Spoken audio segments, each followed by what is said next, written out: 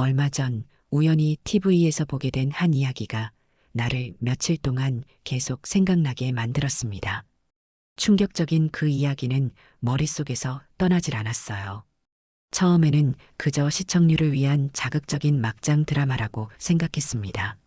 하지만 이야기가 전개될수록 누군가 의도적으로 이런 스토리를 만들어낸다 해도 이토록 기막힌 우연과 배신의 연쇄를 구성해내기는 쉽지 않겠다는 생각이 들었어요.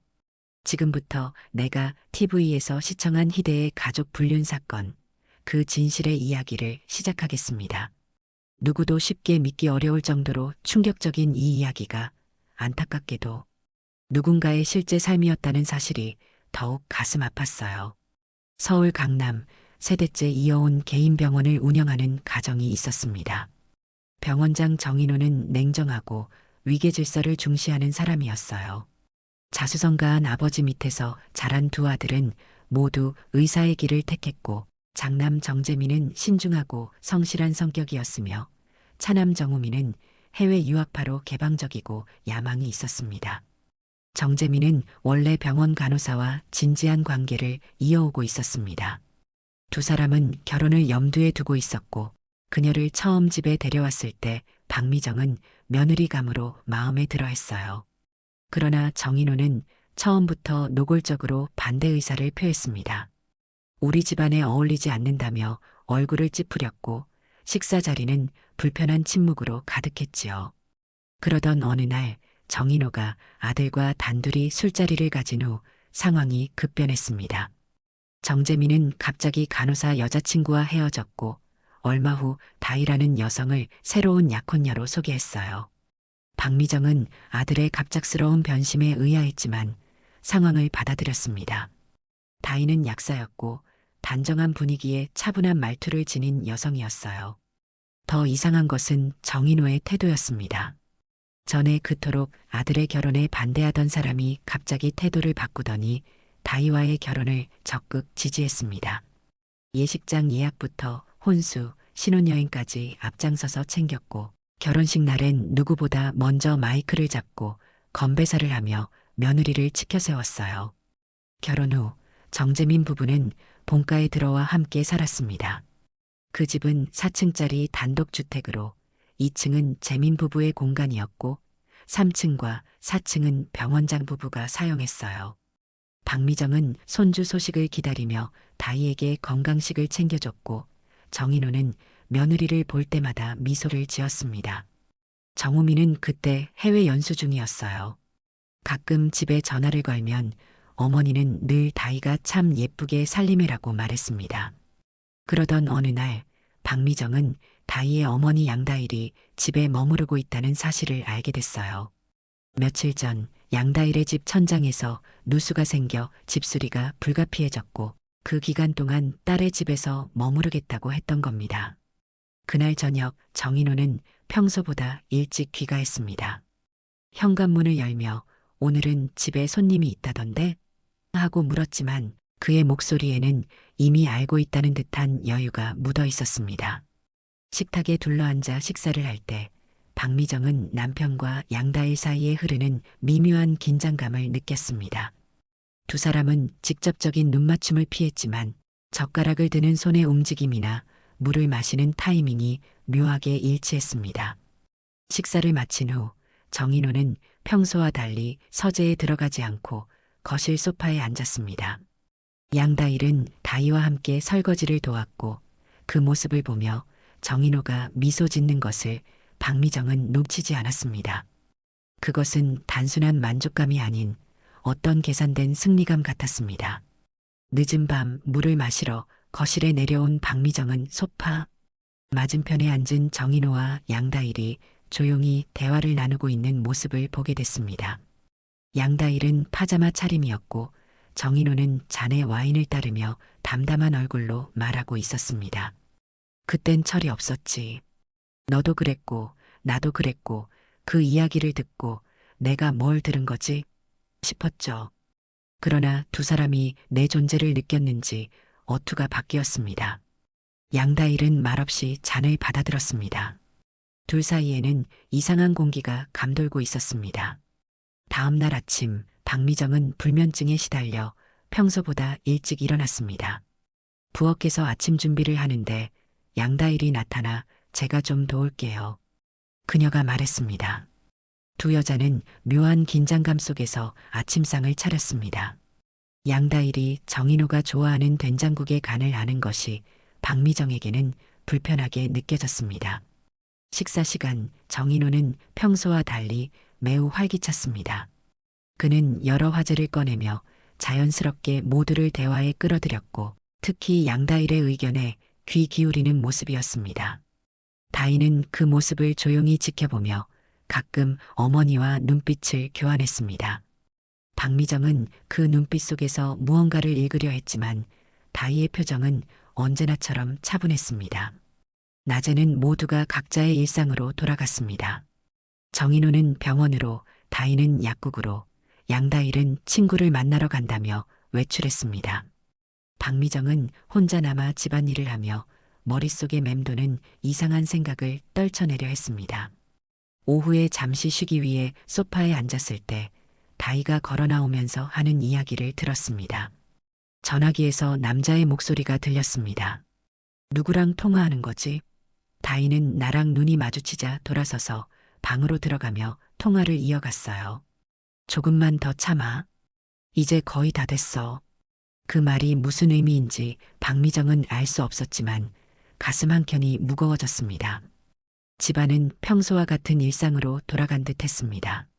정재민은 병원 당직으로 밤을 새웠고 다희는 조용히 집안일을 도왔습니다. 정인호는 평소처럼 아침 일찍 출근했고 양다일은 잠시 집수리 상황을 확인하러 나갔다 왔습니다. 아직 이틀은 더 걸릴 것 같아요라고 말하는 그녀의 표정에서 박미정은 미묘한 안도감을 읽은 듯 했습니다. 저녁이 되자 정인호는 중요한 회의가 있어 늦을 거예요라며 전화를 했고 양다일은 친구를 만나고 오겠다며 외출했습니다. 집에는 박미정과 다희만 남았습니다. 두 사람은 조용히 저녁을 먹고 각자의 방으로 돌아갔습니다. 한밤중 박미정은 집안의 불을 소등하느라 복도를 걷다가 2층 며느리 방에서 새어나오는 작은 목소리를 들었습니다. 스피커폰을 켜고 누군가와 통화하는 듯한 소리였습니다. 다희의 목소리였습니다. 응, 오늘은 좀 피곤했어요. 그래도 당신 목소리 들으니까 좋아요. 이어진 건 낮고 차분한 남자의 음성이었습니다. 내일은 꼭 쉬어. 내가 웃어야 나도 산다. 그 순간 박미정은 걸음을 멈췄습니다. 그 목소리는 너무도 익숙했습니다. 낮고 점잖은 말투. 병원에서도 환자들이 가장 신뢰한다고 말하던 목소리. 남편 정인호의 음성과 너무 닮아 있었습니다. 그녀는 조심스레 계단 쪽으로 몸을 돌렸습니다. 현관 옆 신발장 앞 정인호의 구두는 그대로 놓여 있었습니다. 밖에 나간 것도 아니고 아직 4층 안방에 있을 시간이었습니다. 그녀는 조심스레 계단 쪽으로 몸을 돌렸습니다. 현관 옆 신발장 앞 정인호의 구두는 그대로 놓여 있었습니다. 밖에 나간 것도 아니고 아직 4층 안방에 있을 시간이었습니다. 그제야 박미정은 생각이 꼬리를 물고 이어지기 시작했어요. 남편은 언제부터인가 며느리 다희에게 유난히 관대했습니다. 무슨 일이 있어도 다희 편을 들었고 작은 일에도 생일 선물, 한우, 고급 화장품까지 챙겨줬어요. 그게 이상하다고는 생각지 않았습니다. 남편은 원래 그런 사람이었으니까요. 병원에서도 간호사들에게는 물론 환자 가족에게도 항상 다정한 말투로 대했습니다. 박미정은 그런 남편을 존경했고 부러워하는 사람도 많았어요. 하지만 그날 밤 다희의 방 안에서 들려온 목소리는 그 모든 믿음에 균열을 내는 시작이었습니다. 그녀는 아무 말도 하지 않았어요.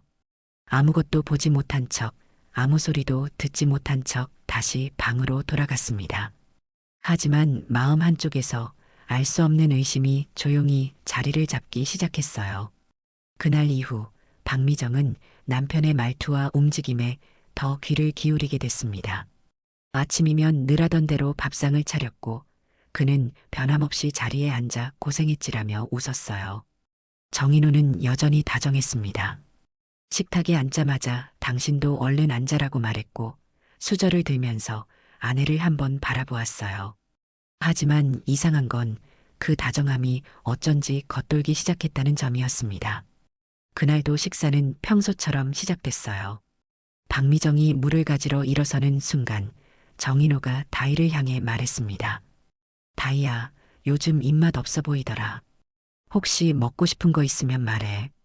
그 말에 박미정의 손이 잠시 멈췄어요. 물컵이 공중에서 정지한 듯 움직이지 않았습니다. 남편이 며느리의 얼굴빛을 살피며 그런 말을 건넨 건 처음 있는 일이었어요. 박미정은 순간적으로 당황했습니다. 저런 말투 나한테는 한 번도 없었는데 손끝에 힘이 빠진 채로 국을 대접에 더 담고 조용히 자리에 앉았어요. 머리로는 별일 아닐 수도 있다 생각했지만 가슴 한쪽에서는 설명하기 힘든 낯선 기운이 슬며시 피어오르고 있었습니다. 점점 더 많은 장면이 눈에 밟히기 시작했어요. 며칠 전 남편은 새로 산 명품 화장품 세트를 며느리 방문 앞에 두고 갔습니다. 늙어서 뭘 이런 걸 발라 며느리나 주지. 다희야, 환절기니까 피부 뒤집어지면 안 되지. 이거 써봐. 백화점에서 이게 이렇게 인기라면서 라며 웃으며 말했어요. 그날 오후 박미정은 거실에서 남편이 베란다 앞에 서서 먼 산을 바라보며 웃는 모습을 목격했습니다. 그가 문자에 답을 하며 중얼거렸어요. 애교는 참 어디서 배운 거지. 박미정은 아무 말 없이 부엌으로 걸어갔습니다. 그리고 조용히 수도꼭지를 틀고 접시를 닦으며 혼잣말처럼 중얼거렸어요. 이 집에서 누가 애교를 부릴까 당신한테. 다희는 늘 조용한 아이였습니다. 크게 웃지도 과하게 반응하지도 않는 딱 정재민과 어울리는 성격이었어요. 하지만 박미정의 눈에 보이기 시작한 건 그 조용함 속에 미묘한 교감이었습니다. 눈을 맞추는 시간, 웃을 때의 방향, 식탁에서 마주치는 순간의 정적. 그 모든 것이 너무 은밀하게, 그러나 너무 노골적으로 흘러가고 있었어요. 그날 밤 박미정은 다시 다희의 방 앞을 지나쳤습니다. 문은 닫혀 있었고 안에서는 어떤 소리도 들리지 않았어요. 하지만 그녀의 귓가엔 여전히 그날 밤 들었던 목소리가 맴돌았습니다. 내가 웃어야 나도 산다. 그건 남편 정인호가 병원에서도 식탁에서도 자주 하던 말이었어요. 박미정은 그 말을 듣고 남편의 구두가 현관에 그대로 놓여있던 그 장면을 떠올렸습니다. 그 모든 퍼즐 조각들이 하나의 그림으로 이어지려 하고 있었어요. 아직 확신할 수는 없었습니다. 하지만 마음속 어딘가에서 누군가 조용히 말하고 있었어요. 이미 알고 있었잖아. 다만 믿고 싶지 않았던 거지. 며칠 후 차남 정우민이 귀국했습니다. 박미정은 공항에서 막 돌아온 아들을 현관에서 맞이했어요. 반년 만에 보는 아들이었지만 그녀는 환한 얼굴로 웃지 못했습니다. 눈빛이 흔들리는 걸 들키지 않기 위해 애써 눈을 피했어요. 엄마, 그동안 건강하셨어요? 정우민이 두 팔을 벌려 안기려 하자 박미정은 한 발 물러서며 미소만 지었습니다. 밥은 먹었니? 너 피곤해 보인다. 그녀는 아들의 머리카락을 한번 쓸어내리고는 곧장 부엌으로 향했어요. 저녁 식사 자리는 오랜만에 가족이 함께 앉은 자리였지만 묘한 정적이 흘렀습니다. 정재민은 학회 출장 일정 때문에 아직 귀가 전이었고 정인우는 식사 내내 입을 많이 열지 않았어요. 대신 조용히 숟가락을 들고 다희의 그릇 쪽을 자주 흘끗 보았습니다. 우미는 그 장면이 낯설었어요. 아버지가 누군가를 그렇게 유심히 바라보는 건 흔치 않은 일이었기 때문입니다. 그는 아무 말 없이 숟가락을 들다가 다희와 눈이 마주치자 짧게 웃었어요. 형수님, 오랜만이에요. 잘 지내셨죠? 네, 잘 지냈어요. 다희는 짧게 웃었지만 웃음 끝이 빠르게 사라졌습니다. 식사 후 박미정은 아들과 단둘이 거실에 남았어요. 정우미는 소파에 앉아 천천히 물을 마셨고 어머니는 그의 옆에 앉아 침묵을 지켰습니다. 한참을 말없이 있다가 박미정이 조용히 입을 열었어요. 우미나 내 아버지, 요즘도 병원에서 많이 바쁘시지? 네. 요즘 외래 예약도 꽉 찼다 하더라고요. 간호사들도 힘들어해요. 그는 아무렇지 않게 대답했습니다. 그런데 말이다. 박미정은 말을 이으려다 입술을 다물었어요. 하고 싶은 말이 목구멍까지 차올랐지만 도무지 뱉을 수가 없었습니다. 눈앞에 앉은 아들은 오랜만에 돌아온 사람이었고 이 집의 균형을 아직 모르는 얼굴이었어요. 뭐가 이상하세요? 우민이 어머니의 얼굴을 살피며 조심스럽게 물었습니다. 박미정은 손을 내저었어요. 아니다. 그냥 요즘 내가 좀 예민한가 보다. 그 순간 정우민이 조용히 입을 열었습니다. 엄마, 혹시 양다일 씨 예전에 아버지랑 알던 사이셨어요? 그 말에 박미정의 손이 무릎 위에서 멈췄어요. 무슨 말이니? 그냥요. 전에 병원에서 상담실장으로 일한 적 있다고 오래된 직원들이 그러던데 아버지가 유독 그분에게 신경 쓰시더라고요. 단순한 직원 대하는 태도가 아니었어요. 박미정은 아무 대답도 하지 않았습니다. 그녀는 기억을 더듬기 시작했어요. 오래전 한 간호사가 불쑥 집으로 전화를 걸어왔던 일이 떠올랐습니다. 사모님, 혹시 양다일 씨라고 아세요? 원장님이 요즘 자꾸 특별 대우를 하셔서 그땐 대수롭지 않게 넘겼어요. 다정한 성격 탓이라고 생각했습니다. 하지만 지금 그 이름이 다시 아들의 입에서 나왔을 때 박미정의 머릿속엔 오래전 묻어두었던 조각들이 꿈틀거리기 시작했어요. 그녀는 아들의 눈을 피하며 말했습니다. 내 아버지는 원래 누구한테나 친절하잖니. 그러고는 곧장 자리에서 일어났어요. 얼른 방에 들어가 쉬어라. 귀국한 지 얼마 안 돼 피곤했을 텐데. 정우미는 고개를 끄덕였지만 어머니의 표정이 어딘가 이상하다는 걸 눈치채고 있었습니다. 그날 밤 박미정은 혼자 안방에 앉아 오래된 사진 앨범을 꺼냈어요. 그리고 그 속에서 젊은 시절 정인호와 병원 실습생들과 함께 찍힌 사진 한 장을 찾아냈습니다. 사진 구석 모서리 쪽에서 고개를 살짝 숙이고 선 여자가 있었어요. 흑백 사진 속의 그녀는 지금의 양다일과 너무도 닮아 있었습니다. 정우미는 거실 창밖을 바라보다가 천천히 말을 꺼냈어요. 엄마, 사실 다희 씨를 처음 본 건 2년 전이에요. 그때 아버지가 제게 결혼 얘기를 먼저 꺼냈습니다. 사진 한 장을 꺼내 보여주시면서 이 여자 어떠냐고 물으셨어요. 사진 속엔 또래 여자와 그 옆에 앉아 있는 중년 여성이 함께 있었는데 그 중년 여자가 바로 다희 씨 어머니였어요. 사진을 본 순간 머릿속이 얼어붙는 것 같았어요. 그 여자를 저는 이미 알고 있었거든요. 바로 며칠 전 호텔 로비에서 아버지와 함께 나오는 모습을 봤습니다. 엘리베이터에서 함께 내려온 두 사람은 아무렇지도 않게 나란히 걸었고 그 여자는 아버지 팔에 자연스럽게 팔짱을 끼고 있었어요. 아버지는 웃으면서 그녀를 차로 안내했고 그 장면을 멀리서 보고 있는 제 다리는 움직이지 않았습니다. 그 여자가 다희 씨 어머니였다는 걸 깨닫는 데는 오래 걸리지 않았어요. 그리고 아버지가 왜 다희 씨를 제게 소개했는지 정말 이해가 안 갔어요. 전 거절했어요. 그럴 수 없다고 했습니다. 아버지의 내연녀 딸을 제 아내로 받아들일 수는 없었어요. 며칠 뒤 형이 갑자기 다희 씨를 만나기 시작했습니다. 형은 그 무렵 임상병리사와 진지하게 교제하고 있었고 결혼 이야기도 오가던 중이었어요. 그런데 아버지가 형에게도 같은 제안을 하셨더군요. 다희랑 결혼하면 병원도 부동산도 모두 물려주겠다고요. 저는 형에게 사실대로 말했어요. 형, 그 사람. 아버지 내연녀 딸이야. 형은 한동안 아무 말이 없었습니다. 그러더니 나중에 조용히 말했어요. 알아. 알고 있어. 그래도 이 결혼 나는 해야겠어. 그 말에 저는 더는 할 말을 찾지 못했어요. 그렇게 말하는 형도 이해하기 힘들었어요.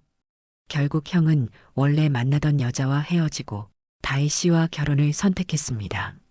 그 뒤로 2년이 지났고 저도 입을 다물었습니다. 형도 아버지도 다희도 이 모든 걸 알고 있었어요. 엄마만 몰랐던 겁니다. 정우민의 말이 끝났을 때 박미정은 한동안 움직이지 않았어요. 몸이 무거운 바위덩이처럼 느껴졌고 입술은 차갑게 말라 있었습니다. 그녀는 떠오르는 장면 하나를 떠올렸어요. 결혼식 한 달 전 남편과 마주 앉아 차를 마시던 날이었습니다. 그날 남편은 의미심장한 얼굴로 웃으며 말했어요. 미정아, 이 아이랑 결혼하면 우리 가문이 다시 단단해질 것 같아. 그 말이 이상하다고 느꼈지만 깊게 묻지 않았습니다. 그저 좋은 며느리 하나 들어오는 거라 생각했어요. 하지만 이제는 안다는 사실이 그녀를 숨막히게 했어요. 그날 결혼식 전날 다이가 조용히 박미정에게 커피를 건넸습니다. 감사해요.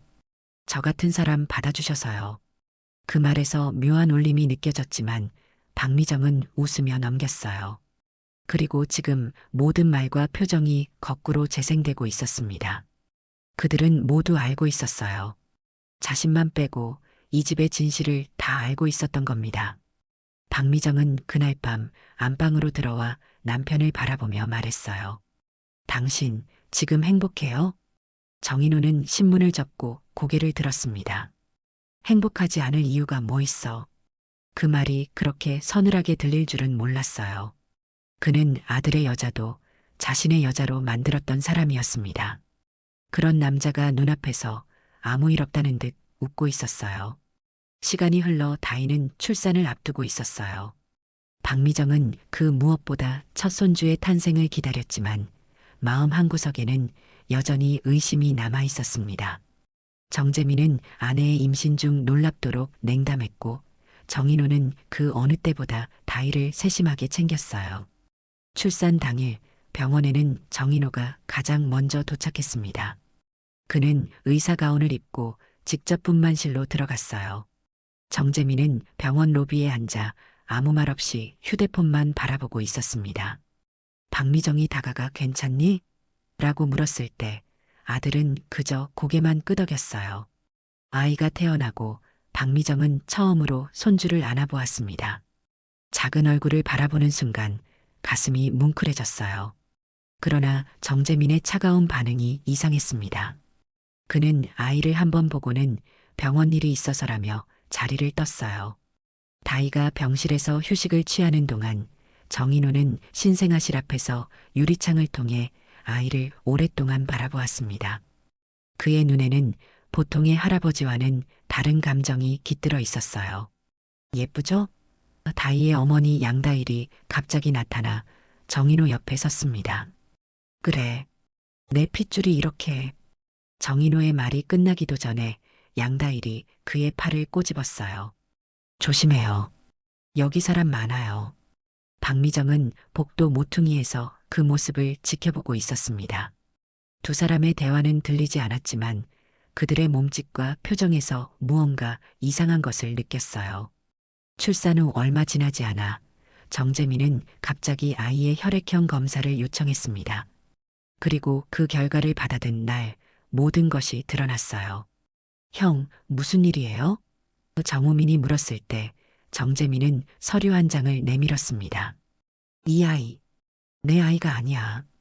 그 말에 정우민의 얼굴이 하얗게 변했어요. 그럼, 설마. 정재민은 차갑게 웃었습니다. 맞아. 아버지 아이야. 병원에서 아이의 혈액형과 유전자 검사 결과를 확인한 정재민은 더 이상 숨길 수 없는 진실과 마주하게 되었어요. 정인호가 다희의 아이의 친부였습니다. 다희는 병원 퇴원 후에도 멍한 표정으로 집에 돌아왔어요. 그녀의 방에서는 아이의 울음소리만 간간히 들렸고 다희는 거의 방 밖으로 나오지 않았습니다. 정재민과는 한마디도 나누지 않았어요. 그러던 어느 날 박미정은 다희의 방 앞에서 발걸음을 멈췄습니다. 안에서 들려오는 다희와 정인호의 목소리였어요. 이제 어떻게 해요? 재민 오빠가 다 알아버렸어요. 걱정 마. 내가 다 해결할게. 너랑 아이만 있으면 돼. 다희의 목소리가 떨렸습니다. 전 아이의 친부가 당신이란 걸 몰랐어요. 정말이에요. 잠시 침묵이 흐르고 정인호의 낮은 웃음소리가 들렸어요. 그게 중요해? 이미 우리 아이는 태어났고 내 피를 이었어. 이 병원, 이 모든 것은 결국 내 아들에게 갈 거야. 다이의 흐느끼는 소리가 이어졌습니다. 이렇게 될 줄 알았으면 엄마 말 듣지 말았어야 했는데 박미정은 더 들을 수 없었어요. 그녀는 조용히 자신의 방으로 돌아가 문을 닫았습니다. 가슴속에 끓어오르는 분노를 억누르며 그녀는 결심했습니다. 이 모든 진실을 확인해야 했어요. 박미정은 더는 참지 못했습니다. 며느리의 정체도 손주의 출생도 충격이었지만 그보다 더 분노스러운 건 사돈과 남편, 그리고 그 사이에서 모든 걸 알고도 입 다물고 있던 이들의 얼굴이었어요. 그녀는 전화를 걸지도 않고 양다일의 집을 찾아갔습니다. 초인종을 누르자 문이 열렸고 양다일이 어색한 미소를 지으며 문을 열었어요. 어머님, 어쩐 일이세요? 박미정은 신발도 벗지 않은 채 거실로 들어섰습니다.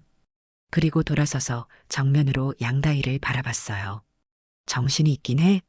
안에 있는 남자랑 그렇게 오래 붙어 있으면서 이젠 딸까지 끌어들여서 같은 남자 품에 안기게 만들고 그게 사람이 할 짓이야? 양다일은 입을 다물었어요. 박미정은 한 발 더 다가가며 소리쳤습니다. 사람 탈은 쓰고 살아야지. 그게 어떻게 엄마야? 딸을 같이 놀아난 남자한테 보내? 그것도 지 사위 아빠한테? 창피하지도 않아. 양다일은 그제야 고개를 들었어요. 나도 몰랐어요. 그런 줄 알았으면 절대 그렇게 안 했어요. 박미정은 냉소를 터뜨렸습니다. 몰랐다고요? 그렇게 오래 붙어 다니면서, 그렇게 들락날락하면서, 진짜 몰랐어요? 딸이 그 사람한테 어떤 대접 받고 있었는지. 양다일은 얼굴을 붉혔어요. 당신 남편이 어떤 사람인지 당신이 더 잘 알잖아요. 지금 와서 나한테 화풀이하지 마세요. 박미정은 손끝을 떨며 말했습니다. 그래도 뚫린 입이라고 그걸 말이라고 해? 집수리 한다고 내 집에 와서 내 남편이라 대낮에 호텔에서 굴러? 마음 같아선 머리채를 잡고 싶었지만 소리만 요란한 것만 집어 던졌습니다. 그 인간이 내 남편이라는 것도 내 아들 며느리라는 여자가 남편의 여자인 줄도 몰랐어요. 그래도 넌 엄마잖아. 그런 결혼 적어도 막았어야지. 양다일은 아무 말도 하지 못했어요. 박미정은 한참을 그 자리에 서 있다가 눈물을 삼키며 문을 박차고 나갔습니다. 현관문이 닫히는 순간 양다일은 조용히 바닥에 주저앉았어요. 입술을 깨물고 있었지만 끝내 울지는 않았습니다. 집에 돌아오자 남편이 퇴근하고 돌아와 있었습니다. 미정은 분이 풀리지 않았습니다. 입에서 나오는 소리는 떨렸고 눈물이 앞을 가렸습니다. 결혼해서 한 남자만 보고 산 세월이 뭔가 싶었어요. 그녀는 주방 수납장 문을 열고 그 안에 들어있던 그릇을 보는 대로 꺼내 바닥에 내던졌습니다. 정인호가 놀라 몸을 일으키자 이번엔 신발장이었어요. 양복 바지, 와이셔츠, 가죽 구두, 골프채까지 손에 잡히는 대로 거실 한가운데로 날아갔습니다. 이게 집이야? 사람이 사는 데야? 내가 정신이 있어. 병원에 있던 직원을 품에 안다가 딸년까지 끼고 놀더니 내 아들을 그년한테 장가를 들게 해. 이 미친놈아. 그 모녀랑 한 지붕 아래서 어떻게 그렇게 태연하게 살아왔어. 정인호는 처음엔 말을 잇지 못했습니다. 그러다 박미정의 눈을 똑바로 보며 이렇게 말했어요. 그만해. 그 정도 하면 됐어. 다 지나간 일이야. 그 말이 끝나자 박미정은 숨이 끊어질 듯 소리를 질렀습니다. 지나가긴 뭘 지나가. 당신한테는 다 지나갔을지 몰라도 나는 지금이 지옥이야. 얼마나 악다구니를 썼는지 앞이 아득했습니다. 그 순간 마침 마당문을 통해 집 안으로 들어오던 도우미 아주머니가 상황을 목격했어요. 박미정은 거실 바닥에 널브러진 남편의 물건들을 가리키며 말했습니다. 보셨죠? 저 사람이 어떤 사람인지, 이 집이 얼마나 엉망인지. 도우미는 아무 말 없이 조용히 뒤로 물러섰어요. 그리고 신발을 벗지도 않은 채 슬그머니 집을 나갔습니다. 그날 저녁 거실은 전쟁터였어요. 바닥엔 깨진 유리와 뒤엉킨 옷가지들이 널려 있었고 신문지는 찢겨 있었고 골프채는 소파 밑으로 굴러들어가 있었습니다. 정인우는 아무것도 정리하지 않고 방으로 들어갔어요. 박미정은 밤늦게까지도 한마디 말 없이 침대에서 일어나지 못했습니다. 그리고 그렇게 몇 날 며칠이 흘렀어요. 이제야 조금 정리가 된 집안. 거실은 다시 조용해졌고 옷가지도 정리됐으며 깨진 그릇 대신 새 접시가 수납장에 들어갔습니다. 하지만 공기만큼은 예전과 달랐어요. 박미정은 식탁에 다시 앉아 있었습니다. 이번에는 혼자였어요. 그날따라 유난히 조용했습니다. 신문 넘기는 소리도 없고 주방에 물 끓는 소리도 들리지 않았어요. 현관문이 열렸고 정인호가 퇴근에 들어왔습니다. 그는 와이셔츠 소매를 풀며 아무 일 없다는 듯 박미정을 바라봤어요. 밥은? 그 말에 박미정은 조용히 대답했습니다. 우리 이혼해. 그는 손을 멈추고 천천히 고개를 들었어요. 입술이 약간 벌어졌지만 말은 나오지 않았습니다. 박미정은 조용히 말을 이었어요. 사돈하고 바람 피우고 사돈의 딸년을 끼고 놀다가 지 아들한테 안기는 내가 사람이니? 심지어 아이까지 당신이 낳았어? 내 아들은 지금 어떻게 하고 있는지 알아? 나는 견딜 수 없어요. 사람이, 인간이 어떻게 이럴 수 있어요. 정인우는 이번에도 아무 말도 하지 않았어요.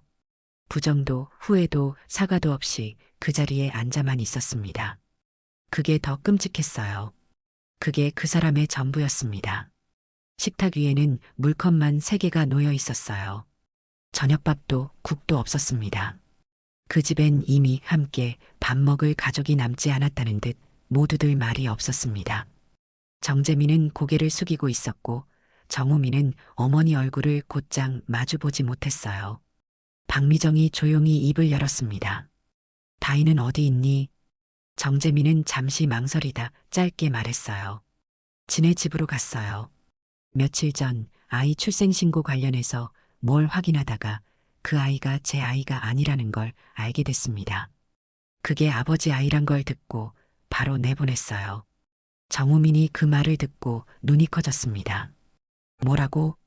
정재민은 말없이 고개를 끄덕였어요. 박미정은 숨을 깊게 들이마셨습니다. 조용히 말할게. 그 애는 너희 아버지 아들이야. 내 조카 아니야. 너희 아버지가 낳은 아들이야. 정우미는 순간적으로 의자에서 몸을 일으키려 하다가 멈췄어요. 손으로 식탁을 짚은 채 말을 잇지 못했습니다. 엄마 그게 진짜예요? 박미정은 고개를 끄덕였습니다. 내가 확인했어. 혈액형도 맞지 않았고 보호자 이름도 남편이었고 결국 유전자 검사까지 했어. 결과는 확실했어. 정우미는 두 손으로 머리를 감쌌어요. 나는 그 아이까지 그럴 줄은 몰랐어요. 아버지가 그런 줄 그 정도까지인 줄은. 박미정은 우민을 바라보며 담담히 말했습니다. 너도 알고 있었잖아. 다희 엄마랑 아버지 사이에 뭐가 있었는지, 다희 엄마가 그런 여자였다는 것도.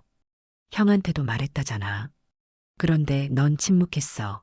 형은 결혼했고, 그리고 이제 다 늦었지. 정재민이 조용히 입을 열었어요. 나도 솔직히 말할게요. 아버지가 손주를 그렇게 챙기시는 게 이상하다고 생각은 했어요. 하지만 설마 그 아이가 아버지 아들이라고는 생각도 못했어요. 그 말에 박미정은 잠시 눈을 감았다 떴습니다. 두 아들의 얼굴을 바라보다 조용히 말했어요.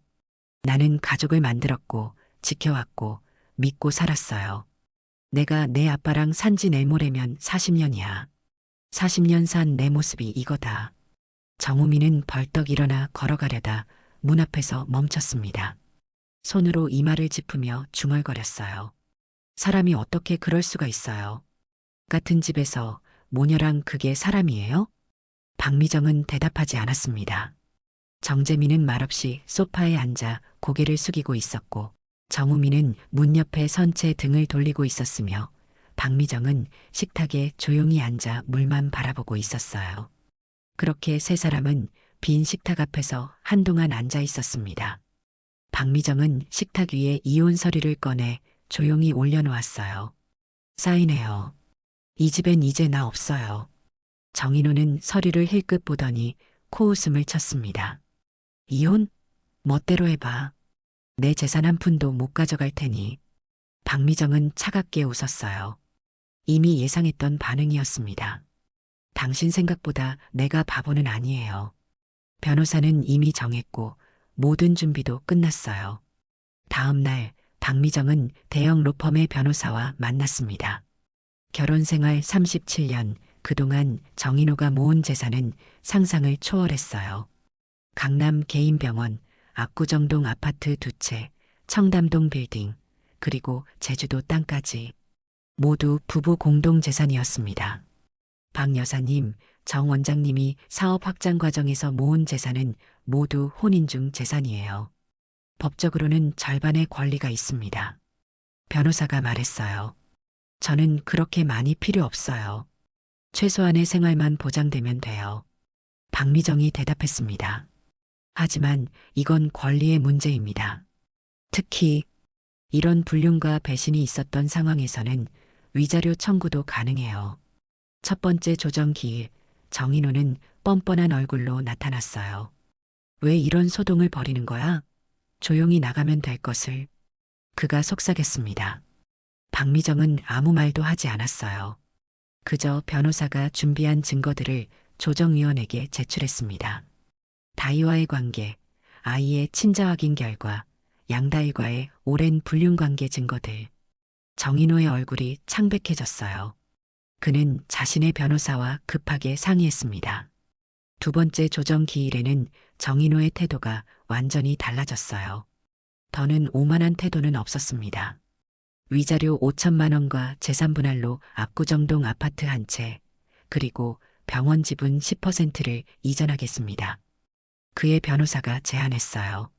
박미정의 변호사가 속삭였습니다. 훨씬 더 많이 받을 수 있어요. 하지만 박미정은 고개를 저었어요. 충분해요. 이 이상은 필요 없어요. 그저 빨리 끝내고 싶을 뿐이에요. 이혼 조정은 그날로 마무리됐습니다. 위자료 5천만 원, 압구정동 아파트 한 채, 병원 지분 10%. 박미정에게는 혼자 살아가기에 충분한 금액이었어요. 법원을 나서는 길 정인호가 박미정을 붙잡았습니다. 미정아, 이렇게 끝내야 해? 우리 37년이었어. 박미정은 그를 똑바로 바라봤어요. 눈빛에는 더는 슬픔도 분노도 없었습니다. 당신은 혼자였을지 몰라도 나는 항상 셋이었어요. 나와 당신, 그리고 당신의 거짓말까지. 그녀는 돌아섰고 정인호의 손이 허공에 남았어요. 다음 날 새벽이 채 밝기도 전에 박미정은 집을 나섰습니다. 짐은 많지 않았어요. 가방 하나, 여권, 통장, 그리고 오래된 사진 한 장. 어릴 적 두 아들이 나란히 앉아 웃고 있던 사진이었습니다. 현관을 나서며 마지막으로 뒤를 돌아봤어요. 이 집에서 평생을 살았고 가족이라고 믿었던 사람들이 있었던 자리. 이젠 믿을 것도 미련도 없었습니다. 박미정은 처음으로 혼자 걸었어요. 뒷모습엔 후회도 없었고 그 발걸음엔 분노도 묻혀있지 않았습니다. 그날 박미정은 아내가 아닌 이름으로, 엄마가 아닌 여자의 이름으로 자신의 삶을 다시 시작했어요. 그녀가 이제 살게 될 아파트로 향하는 택시 안에서 박미정은 처음으로 홀가분한 생각에 씁쓸한 미소를 지었습니다. 오늘의 이야기 어떻게 들으셨나요? 다음에 더 흥미로운 이야기로 찾아올게요. 시청해주셔서 감사합니다.